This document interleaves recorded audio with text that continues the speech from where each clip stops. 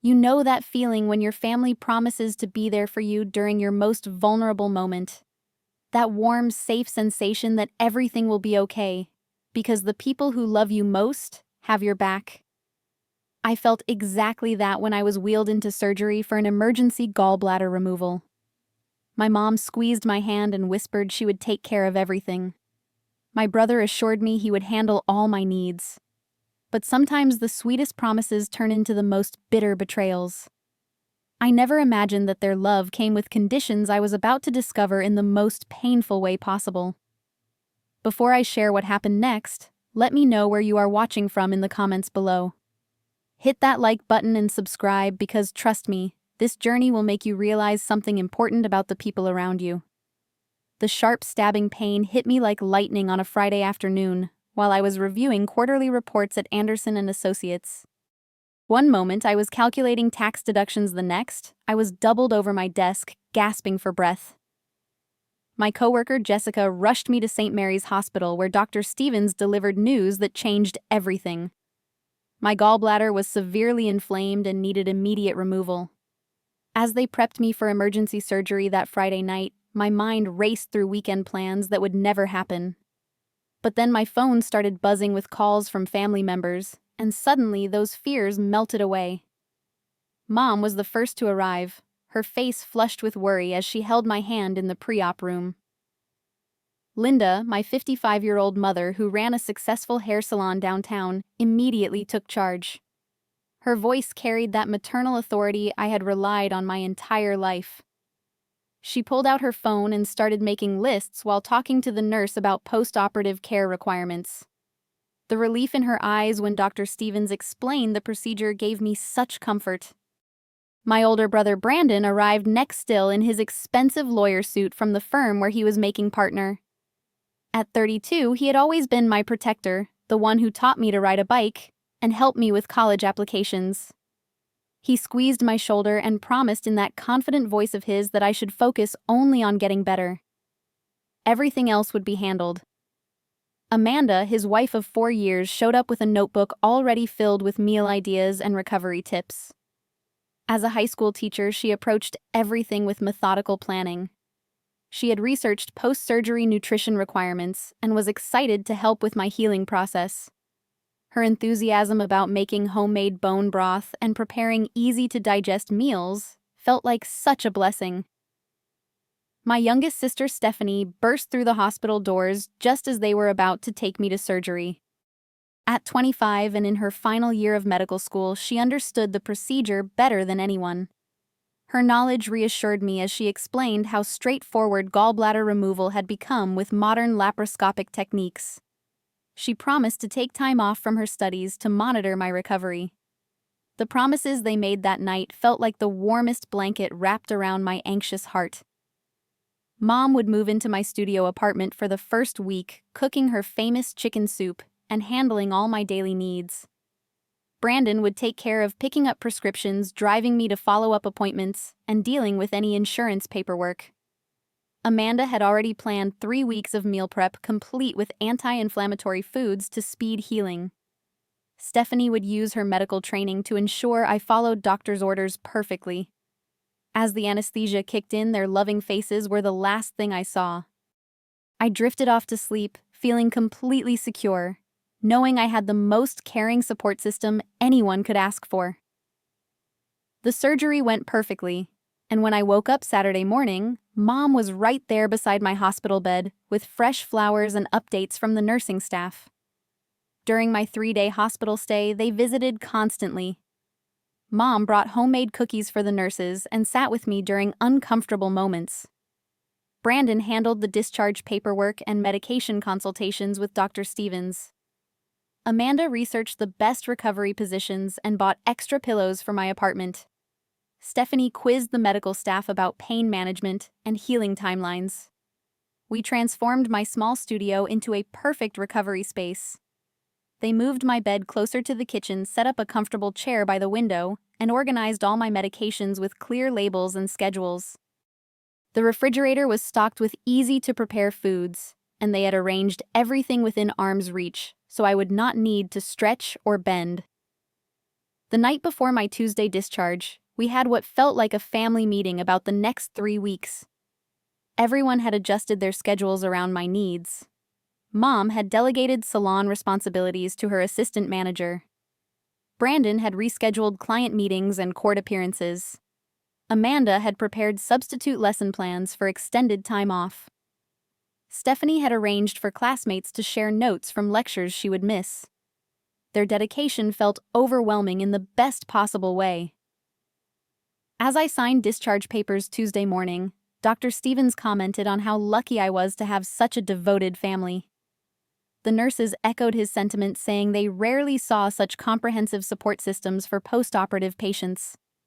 Riding home in Brandon's luxury sedan, I felt grateful beyond words. These people had rearranged their entire lives for my recovery. They had thought of every detail, from comfortable clothing to entertainment options during my healing time. I knew the next few weeks would be challenging, but having their unwavering support made everything feel manageable. Tuesday afternoon brought the first subtle signs that something was not quite right. Mom seemed distracted while heating up the soup she had brought from home. Her phone rang constantly, and she kept stepping into the hallway for hushed conversations. When I asked about the calls, she waved them off as salon emergencies that her staff could not handle without her input. By evening, her restlessness had become more obvious. She paced around my small apartment, checking her phone every few minutes and sighing heavily. Finally, around 8 o'clock, she sat down beside my bed with an expression I had never seen before. Her usual confident demeanor seemed fractured, replaced by something that looked almost like guilt. The words came out in a rush.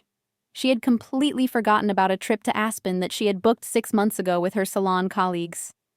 It was their annual winter retreat, something they planned every year to decompress after the busy holiday season. The reservation was non-refundable, and the other women were counting on her to be there. She would only be gone for a few days, and surely I could manage on my own for that short time. The disappointment hit harder than any physical pain from my surgery, but I forced myself to smile and tell her I understood. After all, she had not planned for my emergency, and I was an adult who should be able to take care of myself for a few days. She promised to call every morning and evening to check on me, and she would ask Brandon to stop by daily. Wednesday morning, Brandon and Amanda arrived together, but something felt different about their visit. They seemed rushed, checking their watches frequently and exchanging glances I could not quite interpret. Amanda had brought several containers of pre-made meals, but she placed them in my freezer rather than the refrigerator, as if she expected them to last much longer than planned. When I mentioned that Mom had left for Aspen, Brandon's reaction surprised me. Instead of concern about my being alone, he seemed relieved that I already knew about family members being away. He cleared his throat and mentioned that he and Amanda might need to take a quick business trip as well, something urgent that had come up at his firm.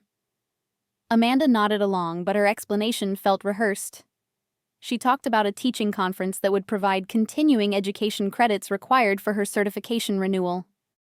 They would be gone for most of the week, but they had prepared everything I needed in advance. The meals were labeled and dated, my medications were organized, and they had left emergency contact numbers on my refrigerator. As they prepared to leave after only 30 minutes, I noticed Amanda's oversized tote bag in their car. Through the mesh side pocket, I could see what looked suspiciously like ski goggles and thermal gloves. When I mentioned it, she laughed nervously and said they were just winter accessories she always kept in her car during the season. Their departure left me with an uneasy feeling I could not shake. Something about their explanations did not add up, but I was too tired and sore to think clearly about what might be wrong. The pain medication made everything feel fuzzy, and I convinced myself I was just being paranoid because of the drugs. Stephanie had not appeared at all on Wednesday, which was unusual given her promise to monitor my medical recovery. When I texted her, she replied with brief messages about being swamped with a crucial project for medical school. She would try to visit soon, but her professors had assigned extra research that required immediate attention. Thursday morning brought a strange silence to my apartment. No phone calls from Mom checking on my progress.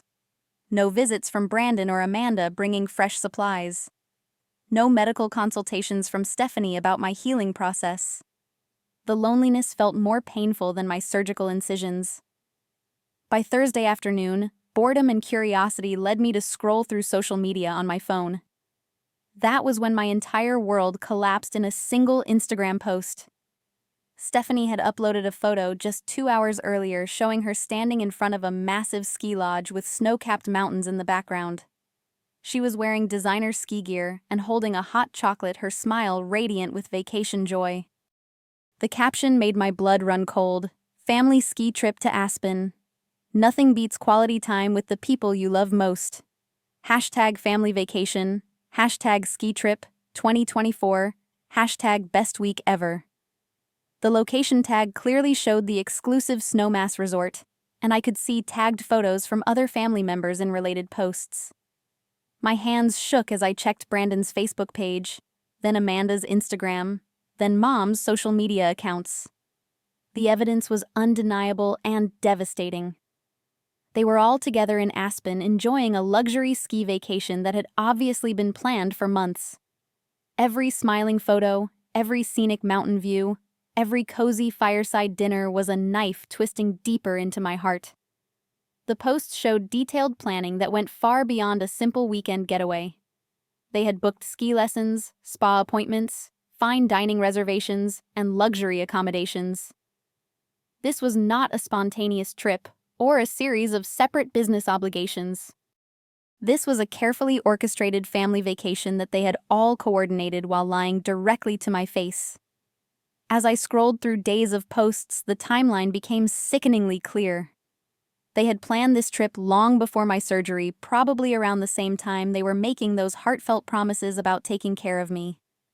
Every sincere word about rearranging their schedules had been a calculated deception designed to get me through the surgery without causing them guilt or inconvenience. The realization that my entire family had abandoned me for a ski vacation hit like a physical blow to my chest. But the worst part was still coming. By Friday afternoon, my pain medication was down to just 2 pills, and my refrigerator contained only a wilted sandwich and some expired yogurt. The meal containers Amanda had prepared were all frozen solid and would take hours to thaw, something I had not realized when my brain was clouded by post-surgery medication. My surgical site throbbed with increasing intensity as the pain relief wore off. Dr. Stevens had been very clear about staying ahead of pain management during the first week of recovery. Missing doses could set back healing and make the discomfort much worse. But I had no way to get to the pharmacy, no way to grocery shop, and no way to prepare proper meals for myself. I had avoided calling them for 2 days, hoping someone would remember to check on me without prompting. But as Friday evening approached and my situation became desperate, I had no choice but to reach out. My first call went to Mom, the person who had promised most emphatically to take care of me. She answered on the 4th ring, and I could immediately hear loud music, laughter, and conversation in the background. Her voice sounded relaxed and happy with the slight slur that suggested she had been enjoying après-ski cocktails. When I explained that I was out of pain medication and food, her response stunned me into silence. Mom told me she was having the time of her life with her salon friends, that this was exactly the kind of break she needed after working so hard all year. She suggested I could manage on my own for a few days since I was a grown woman, and surely I could figure out food delivery or ask a neighbor for help. When I reminded her of her promise to take care of me, she sighed heavily and said I was being selfish by trying to make her feel guilty about finally taking some time for herself. The call ended with her hanging up while I was mid-sentence, leaving me staring at my phone in complete disbelief. The woman who had raised me, who had held my hand through every childhood illness and injury, had just dismissed my post-surgical needs like an inconvenient interruption to her vacation. My next attempt was a text to Amanda explaining my medication situation and asking if she could call in a prescription refill to my pharmacy. Her response came back quickly, but it offered no real help.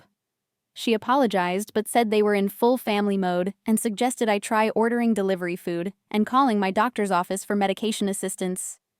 The suggestion to order delivery would have been reasonable if I had extra money available, but taking 3 weeks off work without pay had left my budget extremely tight. The few dollars in my checking account were earmarked for utilities and rent, not expensive restaurant delivery fees and tips. By Saturday morning, I was down to my last pain pill and had eaten nothing but crackers and water for 18 hours. The combination of hunger pain and emotional devastation left me weak and dizzy. I knew I had no choice but to make one final call to the person who had promised most convincingly to handle everything for me. Brandon answered his phone with irritation clearly audible in his voice. Background noise revealed he was on a ski lift, probably heading up for another day of premium slopes and perfect powder conditions. When I started to explain my situation, he cut me off before I could finish my first sentence. His words are burned into my memory forever. He told me he was trying to enjoy a vacation with his family, that they all needed time to decompress and bond together. He accused me of trying to guilt trip him and said they were on vacation, not working as my personal servants. The dismissive tone in his voice made it clear he viewed my needs as nothing more than selfish demands interfering with his leisure time. When I reminded him of his specific promises about handling my medications and food, he became even more aggravated. He said he had done his part by helping me prepare before they left, and now I needed to figure things out independently, like any other adult recovering from a routine surgery. The conversation reached its peak when he practically shouted that they were all trying to have family bonding time, and I needed to stop being so needy and dependent. His exact words echoed in the luxury ski lodge background noise. "Listen here, Monica. We are on vacation, not your servants. You need to handle this yourself." Something inside me snapped at that moment. All the years of being the reliable sister, the one who always put family first, the one who celebrated their successes and supported them through challenges, crystallized into perfect clarity about who they really were. My voice dropped to barely above a whisper as I said, "Thanks for showing me who you really are." Brandon must have heard something in my tone that made him pause because he said, "What?" with sudden uncertainty. But I had already hung up the phone. There was nothing left to say to people who could abandon their sister in her time of greatest need for the sake of entertainment and leisure activities. I sat on my kitchen floor and cried harder than I had since childhood. Not just from physical pain or hunger, but from the devastating realization that the people I had loved and trusted most in the world were capable of such cruelty. They had looked me in the eyes while making promises they never intended to keep, then coordinated elaborate lies to cover their abandonment. That Saturday afternoon brought an unexpected blessing when my 70-year-old neighbor, Mrs. Patterson, knocked on my door. She had noticed I had not been checking my mail and wanted to make sure I was okay. When she saw my condition, she immediately took charge with the efficiency of someone who had raised 5 children and buried a husband. Mrs. Patterson brought homemade chicken soup from her own kitchen, helped me organize my medications, and even drove to the pharmacy to fill my prescriptions. She stayed with me through the weekend, sleeping on my couch and monitoring my recovery with more care than my own family had shown. Her kindness felt like a miracle, but it also highlighted just how completely my blood relatives had failed me. The 2 weeks following that devastating phone call became a period of profound transformation in my life. Mrs. Patterson continued checking on me daily, bringing meals and offering the kind of genuine care I had expected from my family. My coworkers from Anderson and Associates organized a meal train and sent encouraging cards. Even Jessica, who barely knew me outside of work, stopped by multiple times with groceries and offered to help with anything I needed. These acts of kindness from relative strangers made my family's betrayal even more stark and painful. People who owed me nothing had stepped up without being asked, while the people who claimed to love me most had fled at the first sign of inconvenience. The contrast forced me to examine every relationship in my life with brutal honesty. During those quiet days of recovery, I made decisions that would change everything. I contacted my bank and updated my beneficiaries, removing every family member from my accounts and insurance policies. Mrs. Patterson would inherit everything instead, along with the local animal shelter where I had volunteered during college. If my family wanted to treat me as expendable, then they would discover just how expendable their financial expectations had become. I also changed my phone number and blocked every family member on all social media platforms. Their ski trip posts had continued throughout their vacation, showing no awareness or concern about how they had left me. Stephanie shared photos of gourmet dinners while I was rationing crackers. Amanda posted about spa treatments while I was struggling to shower independently. Brandon documented perfect powder days while I was crying on my bathroom floor. The most significant decision came when I accepted a job offer from Nelson Financial Group in Denver, Colorado. I had been casually networking with their human resources director for months, never seriously considering relocation, until my family showed me how little I meant to them. The position offered a substantial salary increase, full relocation assistance, and the chance to start completely fresh in a city where no one knew my history. I submitted my resignation to Anderson and Associates, effective immediately, citing family circumstances that required relocation.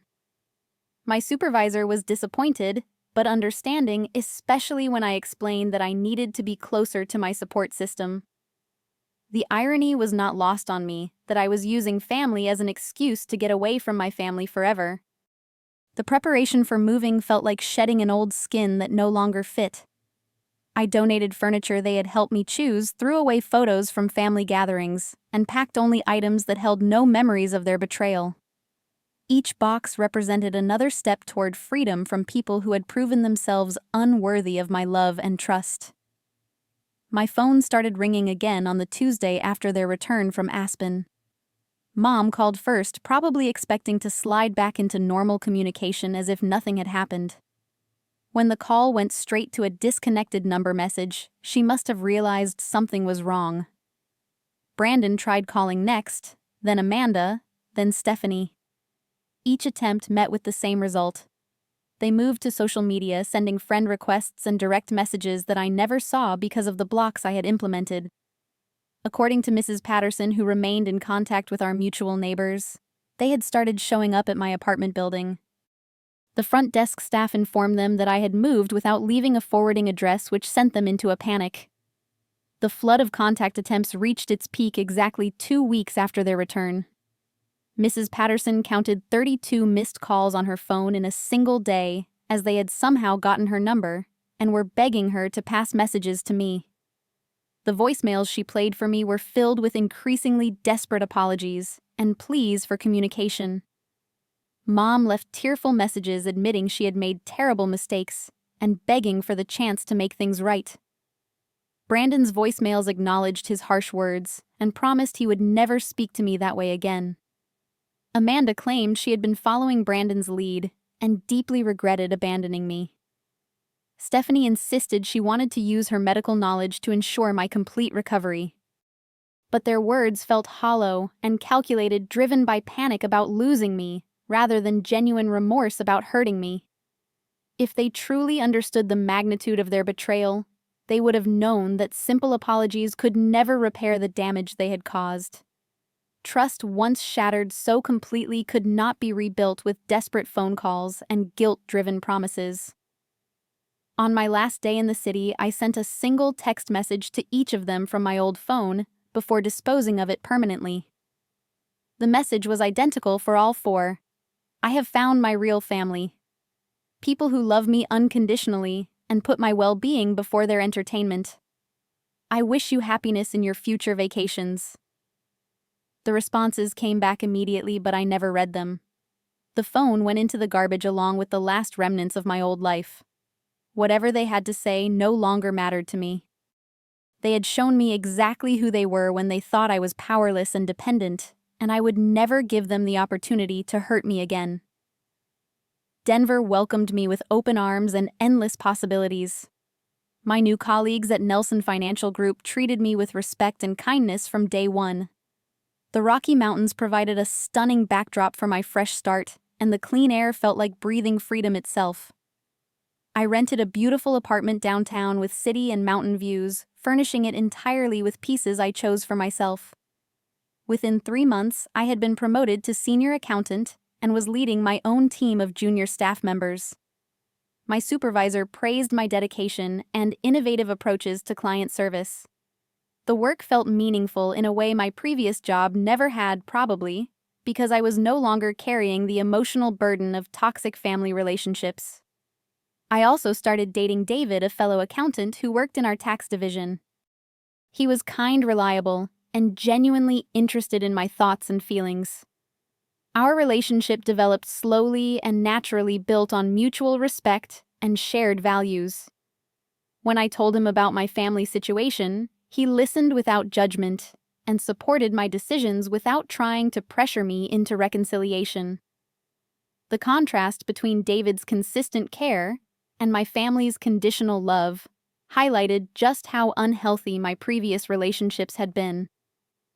He showed up when he said he would follow through on every promise and treated my well-being as a priority rather than an inconvenience. This was what love actually looked like when it came from emotionally mature people. Mrs. Patterson and I maintained regular contact through emails and video calls. She became the grandmother figure I had never had, offering wisdom and encouragement as I built my new life. Her pride in my accomplishments felt more meaningful than any approval I had ever received from my blood relatives. She had earned the right to celebrate my successes by standing with me during my lowest moment. 1 year after my surgery, I received a wedding invitation in the mail addressed to my old apartment, but forwarded through Mrs. Patterson. Brandon was getting married to Amanda in an elaborate ceremony at the same resort where they had abandoned me during my recovery. The irony was not lost on me that they were celebrating their love at the location of my greatest heartbreak. I smiled as I read the invitation, then dropped it directly into my kitchen trash without a moment of hesitation. Not because I felt hatred or bitterness, but because I had genuinely moved beyond caring about their important events. They had made their choice about my value in their lives, and I had made mine about their place in my future. The peace I felt in that moment confirmed that I had made the right decisions. Some people spend their entire lives tolerating mistreatment from family members because they believe blood relationships are sacred and permanent. But I had learned that family is defined by actions, not genetics. The people who truly love you prove it through consistency, sacrifice, and reliable support. My real family now consisted of Mrs. Patterson, my Denver colleagues David, and a close circle of friends who had earned my trust through their behavior rather than their biology. These relationships felt solid and secure because they were based on mutual respect and genuine care, rather than obligation and expectation. As I sit here today, 18 months after that life-changing surgery, I can honestly say I have never been happier or more at peace. The betrayal that seemed so devastating at the time actually became the catalyst for creating the life I truly wanted. Sometimes the people who hurt us most do us the greatest favor by showing us exactly what we do not want to accept in our lives. I learned that setting boundaries is not selfish, but essential for self-respect. Walking away from toxicity is not abandonment, but self-preservation. And choosing people who choose you back is not prideful, but wise. The family we create through intention and care will always be stronger than the one we inherit through accident and assumption. There are doors that close so better ones can open. The day my family chose a ski vacation over my well-being, they closed the door on having access to my love, trust, and future. But that closure opened doors to authentic relationships, career success, geographic freedom, and inner peace that I never could have imagined. Have you ever had to make the difficult choice between setting boundaries and keeping peace with family members? I would love to hear your thoughts in the comments below about how you have handled toxic relationships in your own life. Please hit that like button if this story resonated with you, and subscribe for more real-life stories about overcoming betrayal and finding strength. Share this video with anyone who might be struggling with similar family dynamics. Thank you so much for listening to my journey and for being the kind of supportive community I wish I had found in my blood relatives. Remember that your value is not determined by how others treat you, but by how you choose to treat yourself. Until next time, choose relationships that choose you back.